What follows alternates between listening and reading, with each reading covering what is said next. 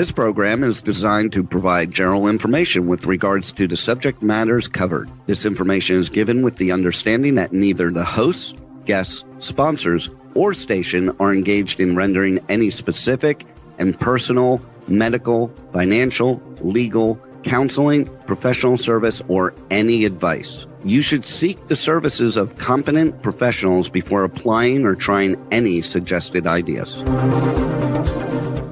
Welcome to Behind the Scenes, for your half-assed entertainment news with no bullshit, with our hosts, the Baroness and Bear Fiorda, only on Talk 4 Me. Welcome to Behind the Scenes. I'm the Baroness. We are on with my co-host, one of the only men I've ever met that has a tantrum when he cannot go work out in a gym. I swear you were going to say the only man, one of the only men I've ever met, and pause. Sweetheart, I've met plenty of men. Don't say it like that. I know what I said. All right, fair enough. I've met plenty of men. You are the only one that is an absolute nightmare when you have not been to the gym. For the last week, he has this weird lump neck thing that we're trying to make sure isn't some kind of damage Cancer or growth thyroid damage. Whatever. The problem is, I think it's just a gland, and he has a flu. He's not used to getting sick. I would think I would feel every other symptom, so that's why I'm very on the fence. I'm downplaying it because it makes him feel bad. Oh. Don't tell him. But essentially, the level of aggression we are having to deal with in the house. Now, I don't mean he's, a woman beater or anything like that. Oh, thank you. You're welcome. I just mean he is annoying. He is aggressive. He is easily agitated. And I don't think you can go from training 8 hours a day, 6 days a week, to not training at all. Training is therapy. No, it's not. Yes. Now I'm going to argue with you on this one politely, of course. That training is definitely therapy. It's so good for your mental health to get out there and physically exercise by any means. And if that's your coping method, and then you're like without your coping method for a week and regular life still continues on, you're probably going to handle it poorly. Without his adrenaline and releasing his testosterone, he is a monster. If anybody would like a free bear, I am giving him away. I need my fix. I will just mail him to you. You can do whatever you want with him. If you can win. Are you going to poke holes in the box for me at least? No. What did I miss? Our sound engineer says until you start doing it in your sleep. Yeah, he does. He sleep fights. It gets so much worse when he's training, when he's training for a fight, or when he's not training at all. The level of punching, oh my God, is ridiculous. I do say this. One of the things I tell Bear, and I've told a lot of fighters, is be open about the fact that you punch people. I would turn that so they can see what's going on with the show. Sure. I would say be open about the fact. We've got his stream going on in the background. We've got 2 other streams. So if you want to see the streams and what's going on behind the scenes, tune in BTS. We have behind the scenes streaming going. We also have it on Bear's social media TikTok right now on TikTok. Right now, and you guys can also hear it live on the link I provide in my TikTok Which bio. brings us to, of course, the radio station here. Right. But essentially, I always tell the fighters, be honest, because I've heard a lot of stories of them breaking up with girls or leaving girls, and these girls coming back and suing these guys because they punched them in their sleep or they did this. And I'm saying the more honest you can be about this and the more people know this is happening, the safer everybody is. Now, that being said, I'm a hardcore feminist. I'm a very big believer in, we should believe women to a point. I'm not a believer in blindly believe anybody. But I did, work for Harvey. I'm going to say it goes both ways. So it's, yes, the guy, good chance if he's asleep, he's not trying to beat you up. But in the case of someone like the MMA fighter War Machine, there's no excuse for him consciously we are not talking about whilst he beats you up. Okay, so there's, you gotta. I'm just saying. So my brother, shout out, by the way, to Matthew Morris, Fine Jewelry. He provides all of our bling bling. He's also my brother. So if anyone knows, and he was kickboxing champion. And years ago in high school, he sat up in the middle of the night, dead asleep, punched his girlfriend in the face. This is while he's training for a fight, and lay back down and went to sleep. And she was so upset with him the next day. He couldn't figure out why. And she just turned around and said, well, why did you do it? He was more concerned that she thought he consciously did it and stuck around to have the conversation. Maybe he thinks he got away with it. But that's it. And his response was, if you think I punched you in the face on purpose, why are you still here? Please don't be here. Oh, that's true. She may have some That was some little bit no. of problems She was a there. lovely girl. But it Oh, I was. believe I that. definitely get his thought process of if you actually think I am intentionally punching you in the face, please don't be here. That's dangerous. Right. But her thought process was, this is such an abnormal behavior. What the hell? And so I understand that. And he was in the middle of training for a fight, and that's what happened. I had a really fat lip actually from Bear one time, and his mum pulled me aside, and I will shout out to Bear's mum. And Miss Michelle had pulled me aside to check. She's like, "Hey, are you okay?" And I had told her it was, he'd whacked me when he was sleeping. She knew that happened. But even she double checks. And she doesn't think her son's, she doesn't think her son's capable of that or doing that, but it's still not wanting to take the risk. Yeah, and So I think it's there's checking, also, are you okay? I think there's also plenty of occasions where I've kind of halfway gone to sleep and rolled over and like slapped her in the back. And it makes me remember, oh, that's a thing that actually happens as I go to bed. I punch, kick, I twist, grab, whatever. Grabs places he should not be grabbing. Everything's free game. You're laying in bed with me. I'm getting you a booklet on consent. I probably will read it. So you gave me a gift. I do think there is a misconception in the world. Well, as far as but the flip side goes, is, well, it's not just combat sports. Look at the Johnny Depp situation. Johnny Depp was absolutely accused of heinous abuse by his ex-wife, Amber Heard, right? No, not was it Johnny Depp? Johnny Depp was accused. It was no. It was Johnny Depp by Amber Heard. Oh, was no, his accused, name is Johnny. Yeah. Okay, never mind. I kept wanting to call him. I know the face, but I wanted to give him the guy who played William from Pirates of the Caribbean's name. Are you talking about Orlando Bloom? I wanted to call. I know Johnny Depp's face. No, Orlando Bloom just broke up with Katy Perry over a cheating scandal. He also, by the way, Orlando Bloom also lost Miranda Kerr because he cheated.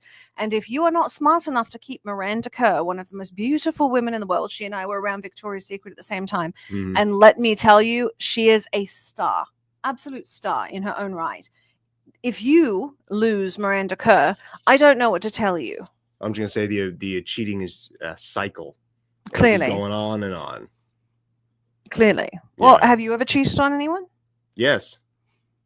Do you consistently cheat on people?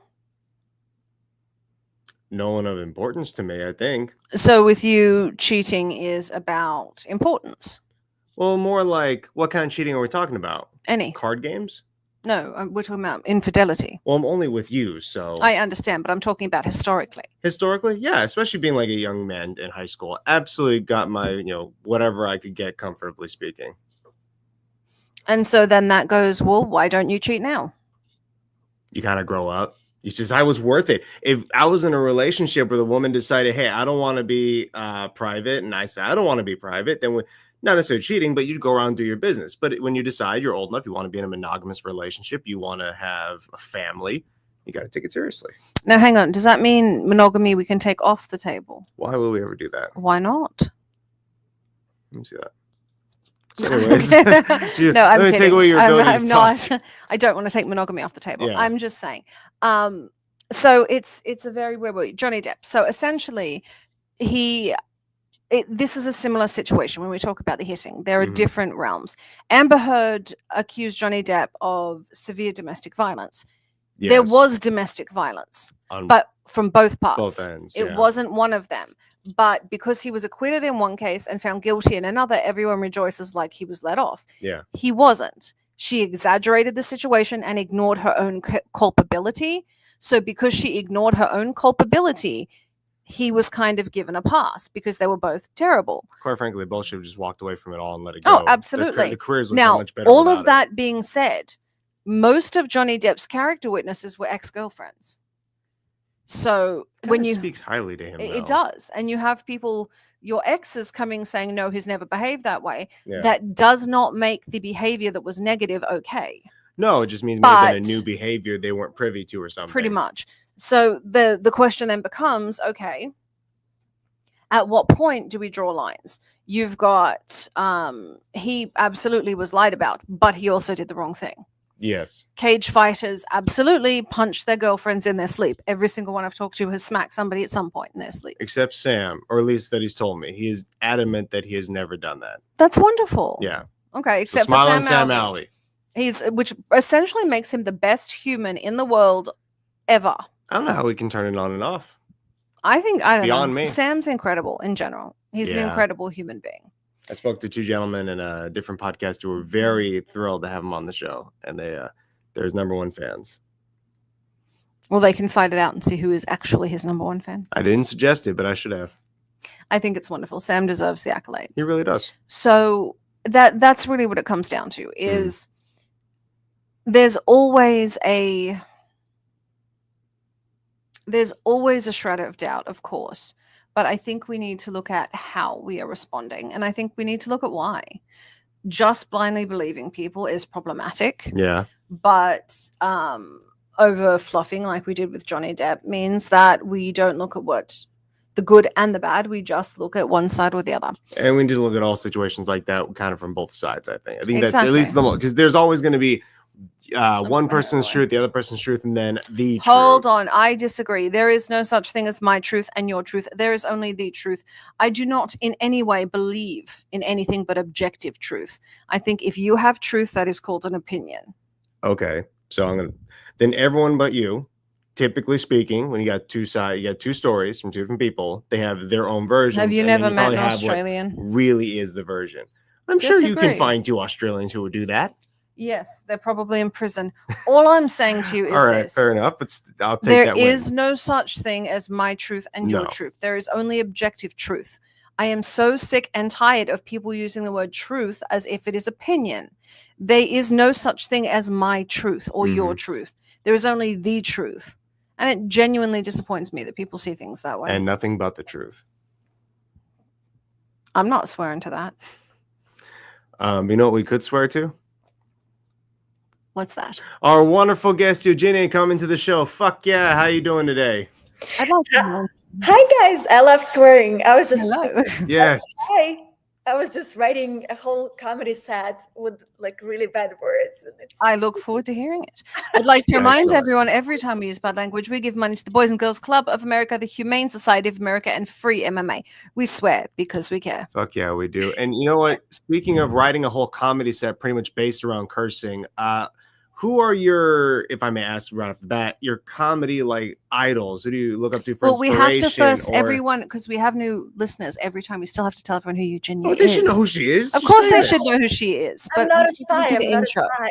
Not a spy. Not a spy. All right, before I jump into it, then, be really quick. Let everyone who's new here know who you are and what you do.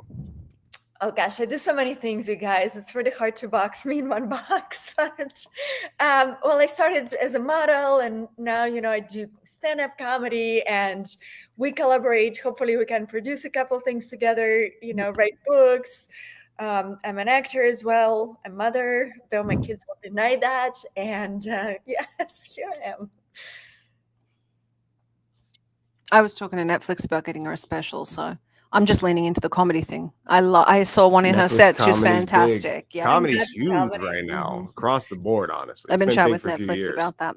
Now, Can I go to it back to my now you question? can go back to your question. Excellent. I'd love to. Because when you first said that, my first thought was, oh, that reminds me so much of George Carlin. But now I'm very curious. Who are the comedians you look up to? They can be alive, dead, current, retired, whatever. Who are your comic guys? I don't know. Can I swear? Fucking no. Yes, you're fine. I love George Carlin. He's my Yes. favorite. I mean, I wish there were more comedians like that now. Now everything is so censored, and like you say one thing and people interpret it this way, and then there's going to be fights and things like that. So I feel like when he was doing his comedy, I don't think he would be able to do it in this kind of climate in America, but it was really truthful. Like you guys were talking about truth, but I feel so many people relate to that because it's so radical, but it's something that nobody talks about, but everybody thinks about. And I think that's what comedy should be. Like everybody should connect to it, and it should be radical. It should be revolutionary, so to say. So yeah, I don't know. There's not a lot of comedians now. I think they added everything, especially for like Netflix and things like that. But Right. I think when comedy gets comfortable, it becomes Disney. No offense to Disney, I pretty much work for them now. But yes, I think when comedy shouldn't always be comfortable, and people shouldn't always like it. There are plenty of comedians I watch all the time. I don't always like what they do. There are plenty of, if they aren't pushing boundaries, they're not comics. Pretty much, yeah. And I know mean, I what like really, Bill Burr. Bill Burr is really funny. I like Like Bill Burr too. Doesn't care, he would be like, I'm canceled and whatever.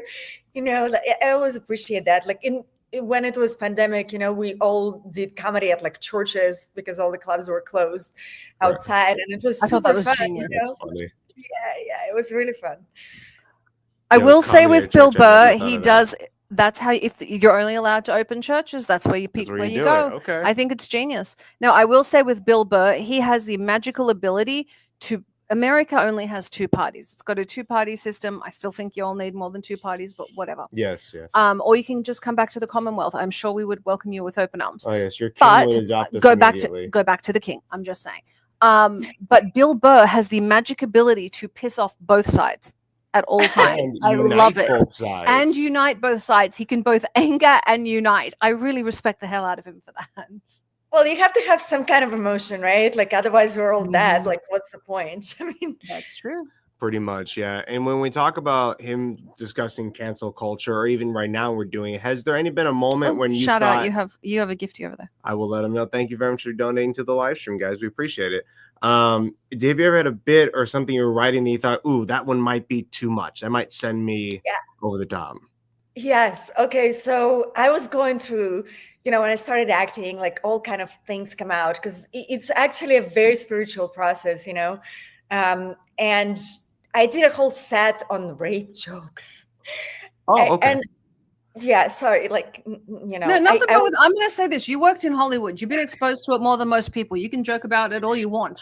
We're just on YouTube, so we have to say like grape or something. I don't know what weird standards now. You can't say what things actually are anymore. Yeah. I was told when I met Jeffrey Epstein, but I won't say more. Anyway, so I did this whole set, which, was like a therapy for me.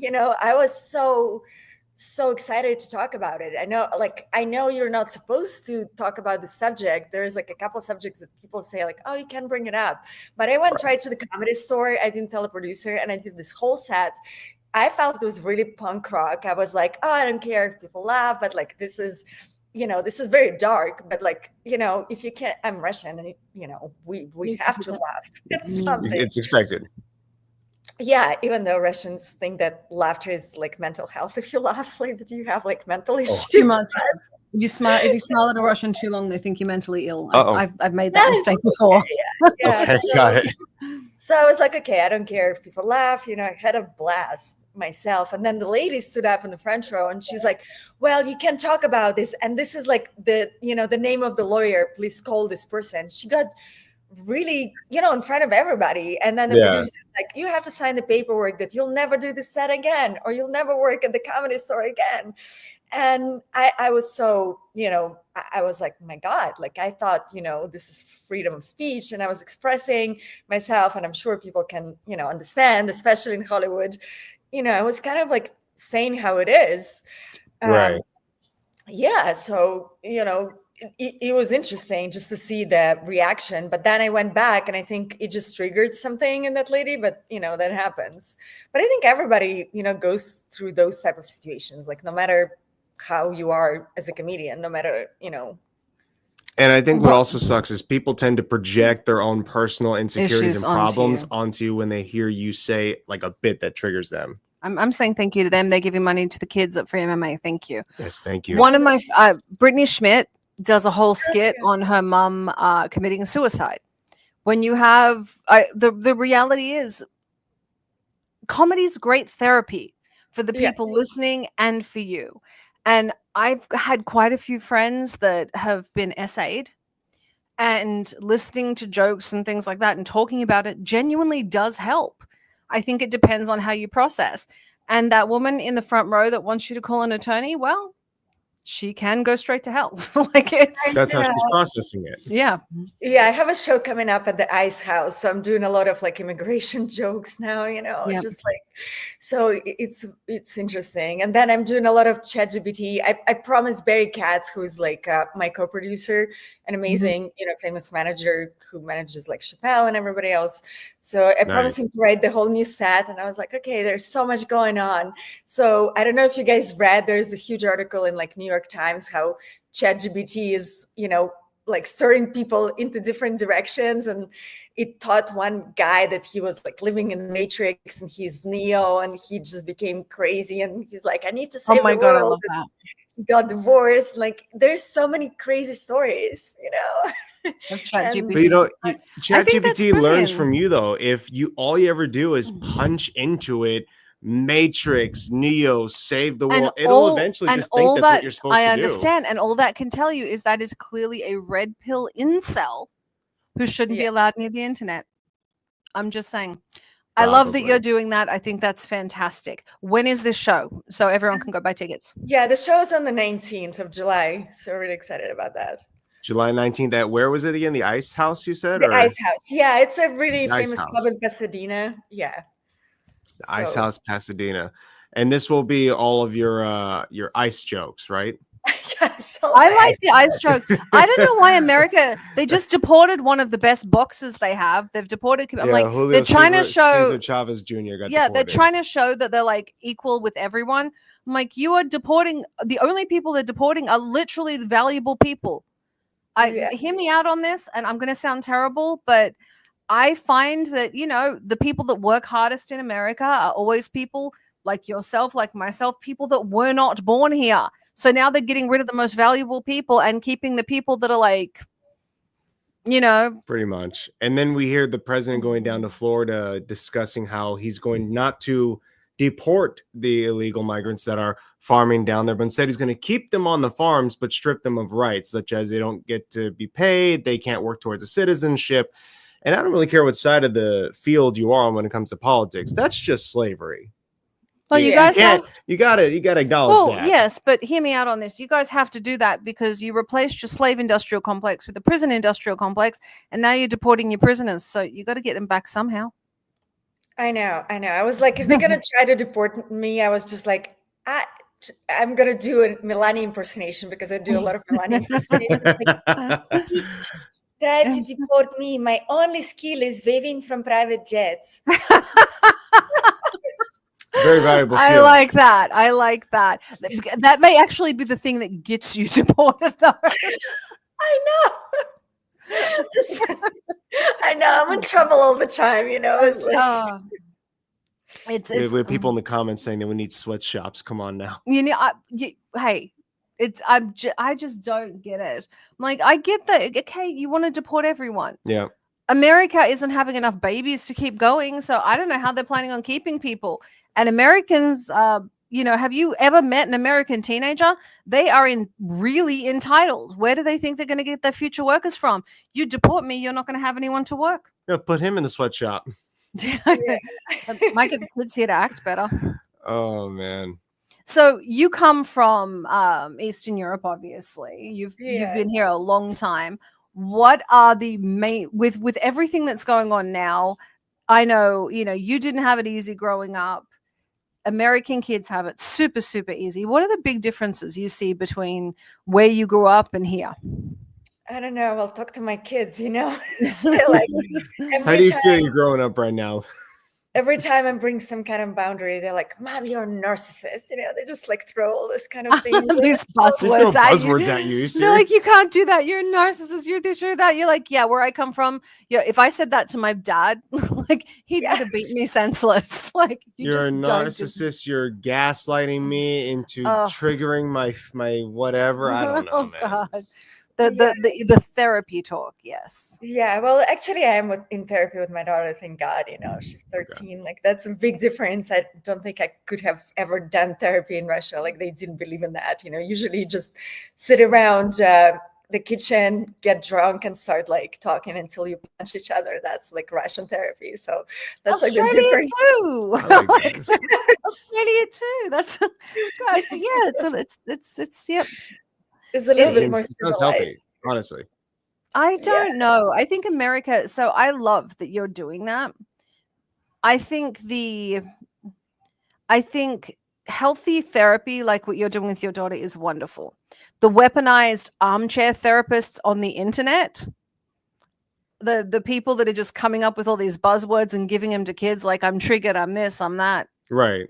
That's becoming problematic. Like I think we need to take the internet away from children, and everyone over the age of like 50 should not be allowed on Facebook anymore. There was a guy whose grandfather found a way to accidentally start making videos on TikTok, but he didn't know what he was doing. So he would just record facing up, and all you'd see was the inside of his nose. And one of them blew up. So now that's just what he does.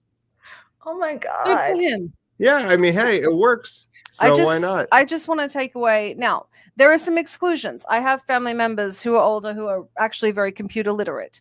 Mhm. But having to constantly explain to my mother, no, mum, when somebody calls you and says, hey, your Microsoft isn't working, give me access to your computer, and you have a Mac, that is a scam. And when you let them in, they're going to lock you out till you pay them. Wow. And I wish this had only happened once. It has happened more than once. Just put child Yeah. locks on the computer. Yeah. I have no idea. Now, for you, you are doing comedy. You have modeled. You have been an actress. You have done so much in this industry. What do you think, if you can be remembered for any part of it, what do you want to be remembered for? Oh gosh, I'm not going anywhere yet. But I know. But it's building that okay. legacy. What is your legacy? I think just having a voice, when I was 13, I always look back. I never had anybody who kind of like, I had a couple mentors, but it was really, really hard living in a different country, and just a lot of people were saying no all the time, even though it looks really glamorous. Like I accomplished a lot of things, and sometimes I forget. But a lot of times people would say no, like, oh, you can't like move to another country. Oh, you can't have this career. Oh, you can't do that. Oh, you can't like start acting after you had kids. Like you can't be a mom and a model, And I look back at it and I think like you can do whatever you want. And I want to be an example of that, and kind of mentor. I don't know if I mentioned last time, but I teach kids who are like 12 how to catwalk, and I give them, confidence. Oh, cool. And I think it's so important to support that generation, especially like when you don't have a lot of mentorship and you're looking for something and just developing your voice. Like currently we're doing this amazing play in Paris. It's called The Revolutionists, with an incredible director, and I'm just in love with it. It's like 4 badass women during guillotine, time, like Marie Antoinette. Oh, cool. They play a writer. Okay. And it's kind of like postmodern play. One lady, she's like a killer, and it's all happening during revolution, and you can apply it to like any kind of even modern times, and it's really fun, and it's all about like love at the end, if it makes sense. So yeah, I think I would like to be remembered as a revolutionist in some way, as long as I'm not deported. Jail. You can be a martyr at that point. No. You don't want to do that. You should see what they did to Pussy Riot. Oh gosh. Yeah, like no. I like her. That's here. A band, right? That's a Yes, that is a band. Okay. I'm trying to listen. We don't talk about them often enough, and then you just throw out the phrase "Pussy Riot," and I'm like, oh, that can mean a lot of different things. I think that's a band. I remember us talking about music with that. Yeah, it's like they're an exceptional. Yeah, they're an exceptional band, and they're activists. Yeah, music is incredible. I think musicians. I always like talking about comedy, but I admire music so much. It like goes right to your soul. Whatever you listen, like you can change lives with music. So I wish I could do music.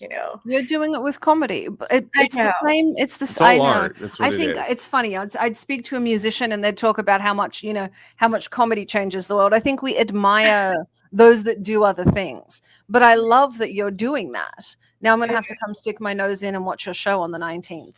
I love that. I love that you're doing that. Right? Like we were doing it for a good charity, right? You guys came, and yes, Haddish was there. She was sick, unfortunately, but it was interesting at least. I thought it was wonderful. Tiffany Haddish is lovely. She actually grew up in the foster system in Los Angeles. Yeah. And I've fostered many, many children. And so for someone to come out of that and do so well, I have a lot of respect for her. Absolutely. I really, really respect that. And I really enjoyed your set. And it was Yours and Tiffany's were the best sets. They were the two best sets that day. Though I wanted to kill, I'm not going to say this. I'm like, and if the sound person is a friend of yours, I'm sorry. I wanted to kill them. The lag on that. I'm watching and you've moved on to the next thing. So your steps out of sync because it was just behind. And I'm sitting there getting irritated with whoever did the sound. And they had the same thing happen then with Tiffany. And I was like, you're at least very sweet and patient about it. Tiffany has quite a reputation for when things like that go wrong. I'm like, okay, this is a charity. Please don't let Tiffany Haddish kill anyone. Please don't please let it because it's that drag. I thought she was gonna throw something at someone, but it was very, very good, and it was for a very, very good cause. Now, you, I think, are a very, very talented comedian. Why comedy? Of all things, you're gorgeous. You could have kept modeling if you wanted to. You are an actress, obviously. You've got that skill. Why into comedy? The hardest part of entertainment. It's not really hard, you know. I just feel the most truthful when I do comedy, and it's kind of makes me happy. I think laughter, you know, just brings joy to others, and I think I like when people light up. Like, even though you talk about really dark things, you can go really low and be like super depressed about things, but you know, the way to change things, I actually laugh and acknowledge them, and it changes somebody's mind, you know, because obviously you can't laugh if you're not present. And yeah, that's my small contribution. You know, it's not about laughter, it's more about the messages, but you know, it's also like I feel like we need it now, like more than ever, you know, anywhere. Yep. If you could, I'm watching Bear. He's got his live stream in the background. I'm subtly interacting with everyone. That is not subtle. That isn't subtle. I'm not subtly doing it. I'm like watching Eugenia, and you're doing. I'm like, pay attention. No, it's good. Multitasking is good. I think, you know, it's a skill.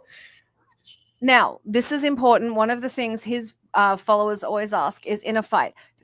Now, let's go. Who do you think would be the two most famous models of all time? I'm not going to put Naomi Campbell in this because I love her, but she has actually been known to brawl.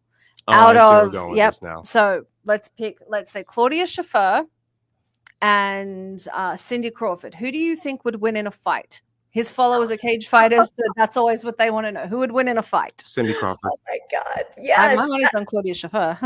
Crawford sounds like a harsh name. Who do you think? Kate Moss. Kate Moss. Oh, okay. Yeah. She would. She's got some mean in her. She does. Yeah, she does. True. Now, who's your favorite model of all time? My favorite model of all time. It's really hard to say because I think, you know, when I started modeling, it was very cliche, like how people are supposed to look. And usually you go through like periods where fashion is like, okay, now it's going to be like androgynous girls. And now it's going to be like all curvy girls. And, you know, you like, I remember when I started, I kind of fit into like the end of like 90s, 2000 when like Giselle was there. But then they went into really like, you know, freckles and like not classic looking girls. So it's really hard to say, you know, but I think as an example, I like Twiggy. I think she was really interesting. You know, she was very original. And she changed like generation. Verushka, have you guys heard about her? Verushka? Yeah, no, so you haven't heard about her? No, I don't think so. So she was in this film Blow Up in the 60s. She's incredible. Like, you should watch her posing. She invented all these poses, and just her story is so interesting. I mean, she went through ups and downs. I think at some point she was homeless. She lived under the bridge. You know, some point she worked with like Irvin Penn, but just so much soul, and whatever she gave as a model, you know, it's all about giving that, because it takes a lot of energy, you know, to work with a photographer. Yeah. You know that, but yeah, I think she was incredible. But there's so many models, you know. I think I'm with you. Everyone, and you can always pick someone for something different. You've got like Shalom was my favorite walk of all time. Yeah. Like for me, the walk. But you can go back further than that, and you can go back to Clara Bow, who was kind of the first cover girl, or the Gibson girls. You can go back, I mean, to the 1900s to now. There are so many different women that changed it. But I think you hit it with Twiggy. I think she made the most drastic difference in a short period, because we went from that 1950s curvy to, you know, and she was incredible. Yeah, I agree. Is there a moment in time or history for modeling that you would have like, that's the perfect time ever? Like, that is the best time to be a model. We had the best ones. We had the best walks, whatever it might be. Well, the supermodels were amazing. I mean, 90s, yeah. my first agent, they actually invented that whole idea of the supermodel. Shout out to Natalie Cross-Cotton. She used to work with elite models. And when, I was with Elite. Was she in New York or Los Angeles? No, she was in Paris, like original. Like she was the good one. I was in LA. Gotcha. Oh gosh, yes, Elite is an interesting agent. But yeah, they kind of started with the idea when they couldn't sell one girl. They're like, okay, we're gonna create this whole band, type of like a rock and roll band of these girls. And if they don't hire Naomi, then Claudia says like, I'm not gonna work if you don't hire Naomi. So they would hire all these girls, and they were the stars. Like, it wasn't about clothing, which it was all about personality. Like, now they don't want you to have a personality. You go to the show talking about like Paris Haute Couture. I think it just finished. You just have like a bunch of robots almost walking down, and then nobody has a personality. And I think it was so interesting to watch the show, and that's why I kind of created Models of Comedy with an idea of we definitely want to do it as a musical. There's a producer who came to me and they want to do it as a musical, like Models of Comedy show, because it is a show. People are coming not just to like mark and see what they're gonna wear. They want to really feel something. Right. We got to tie you into Fashion Week for this. We got to get you with Yana and get you tied into Fashion Week for this. I don't know. She's usually listening. Yana, if you're listening to the show, get her tied into Fashion Week. We got to do a thing here because we're televising one of the Fashion Week shows with Shagun. We got to get you guys mixed into that. That's brilliant. Sorry, side note. But do you mind if I take 1 second here? Oh, fine. Thank you. You said something really interesting, and I want to touch up on that point, that they don't want the models to have personalities anymore. It costs them too much.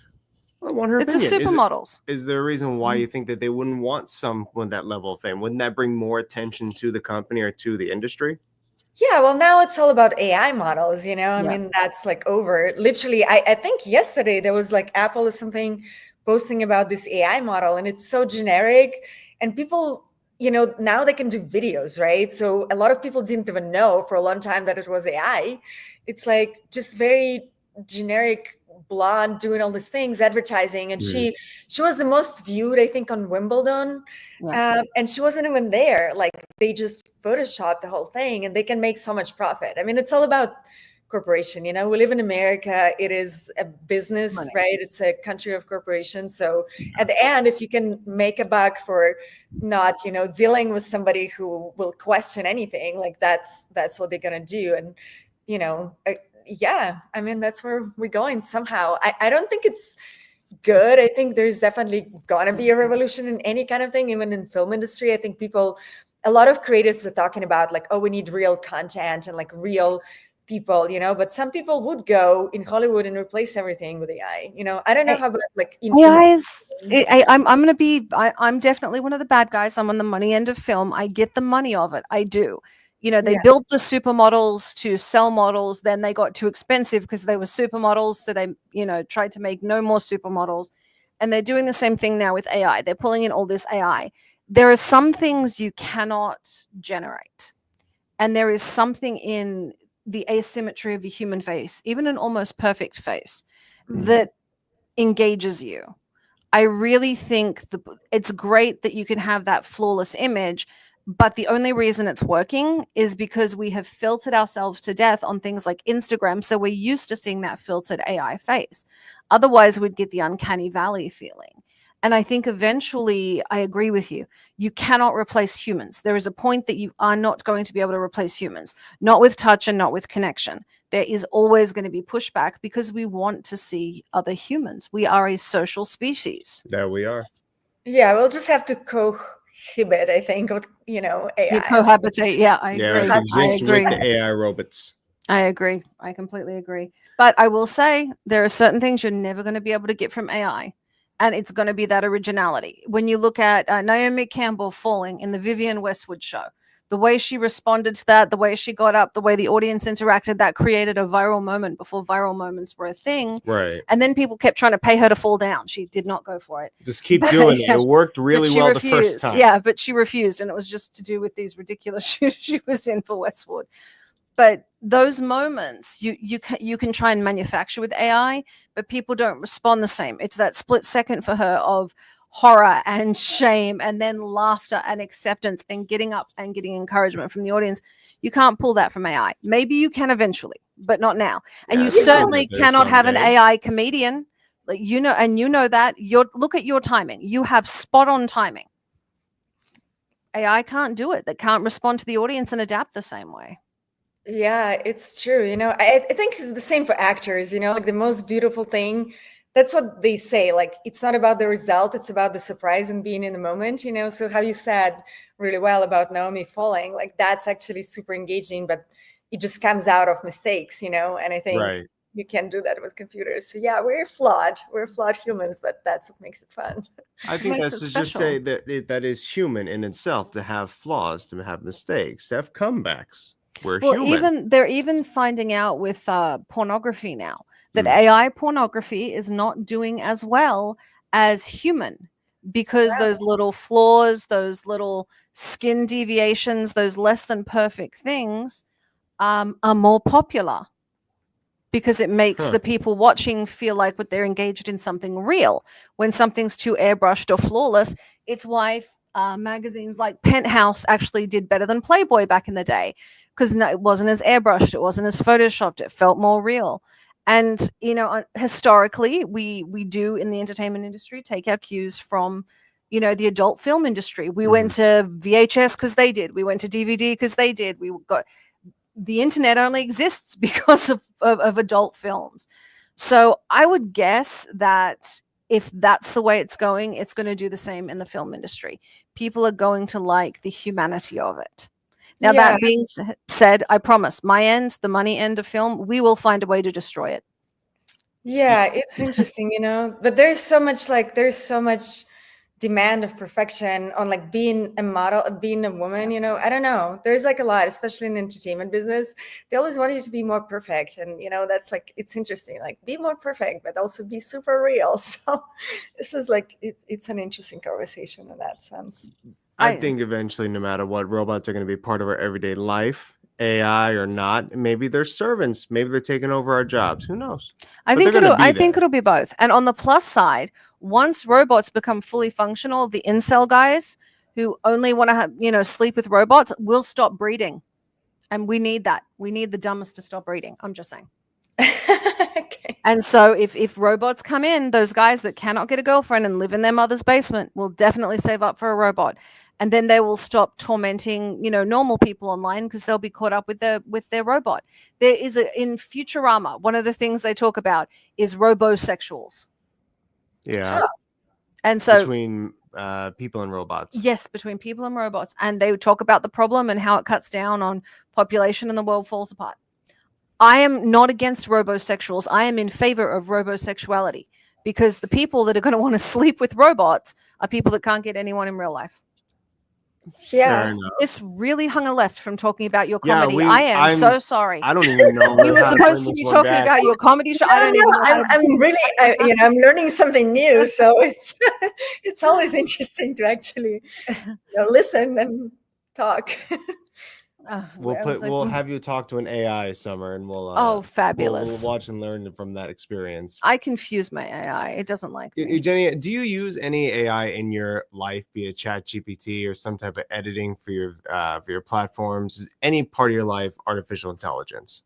I don't know. Like if I'm super bored, you know, of course I check everything. Like you have to be down to know what's happening in the world, but I don't like it, you know. I even writing poetry now, you know, and my friend is like, no, but you should like use ChatGPT, try its amazing poetry. And it doesn't come from my heart, you know. So it does write beautiful lyrics, but like you said, they're super polished.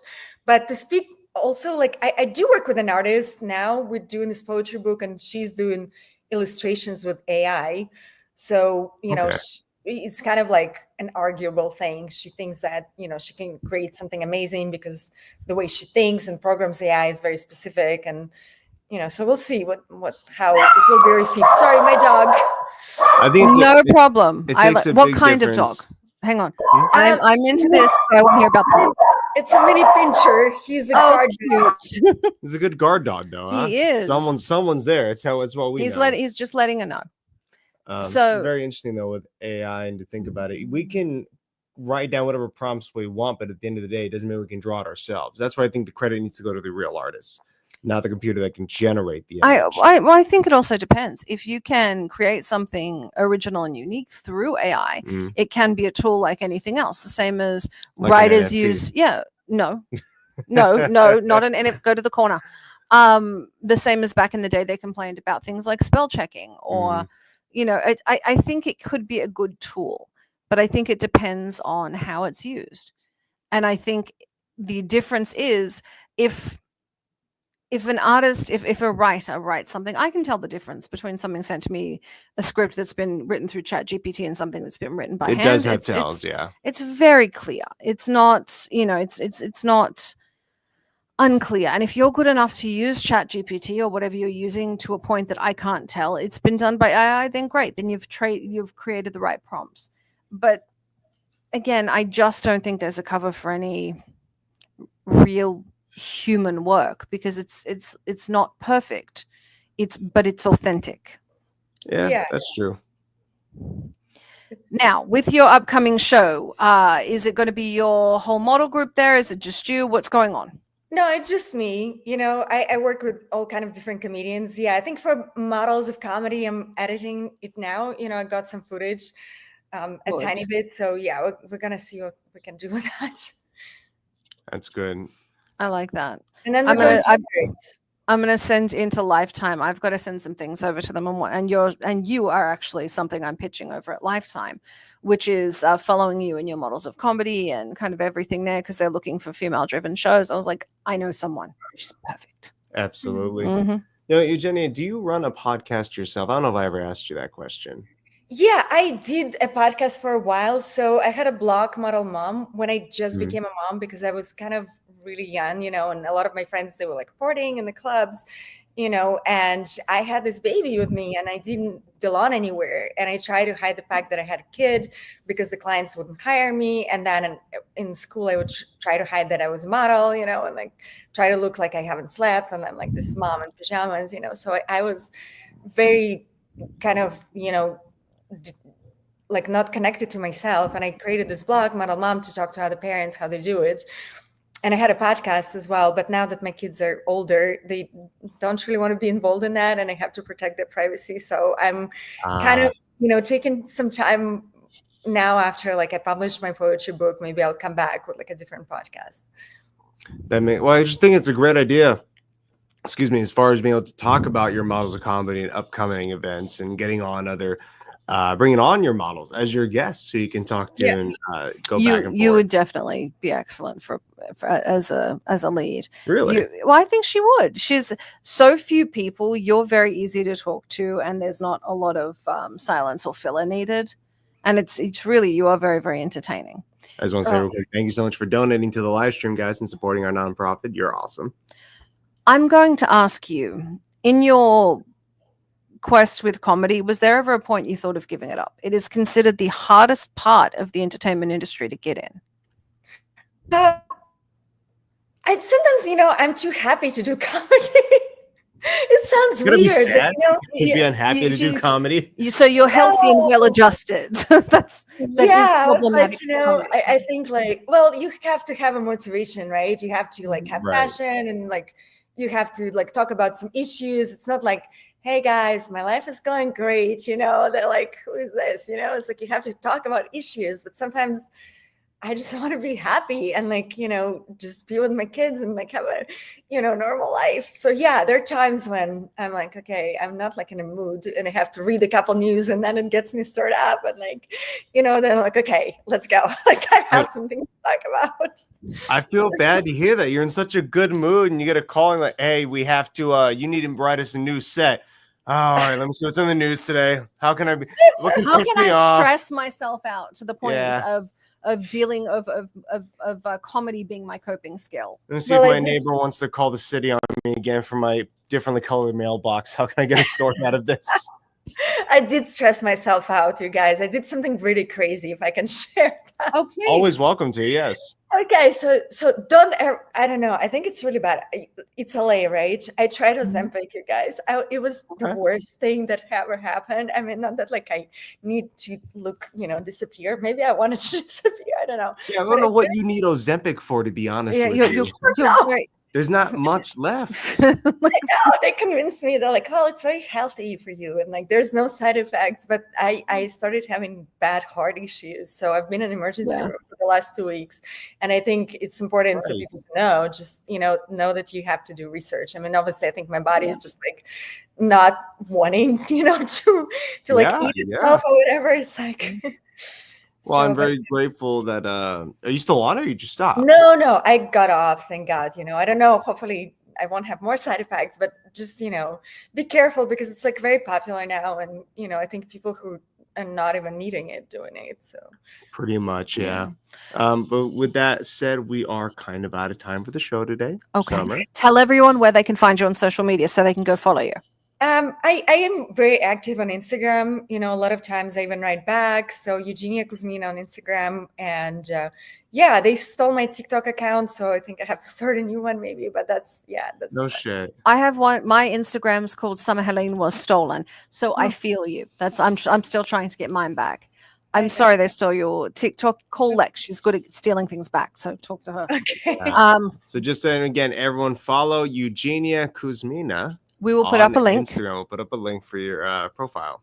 Thank you very, very much for joining us. And make sure you go out to her show on the 19th at the Ice House. Thank Yes. you, guys. Please Thank you. go Have a watch her. great She day. is fantastic. You have a great Absolutely. day. Thank you for coming on today. Okay. Bye. Take care. Guys, she is genuinely funny. I'm not saying this because I like her. I'm saying this because she is funny. If you get a chance to go out to the Ice House, go watch her set. She's unlike any comedian I've ever seen. Absolutely. And especially if you're in the industry, she knows it better than anyone I know. So enjoy it. Go watch it. She's one of the best. I'm the Baroness. We are on with my co-host, Bear Fiorda. Thank you. This was Behind the Scenes. We'll see you next week. Good night. This has been Behind the Scenes with the Baroness and Bear Fiorda. Only on Talk 4 Media.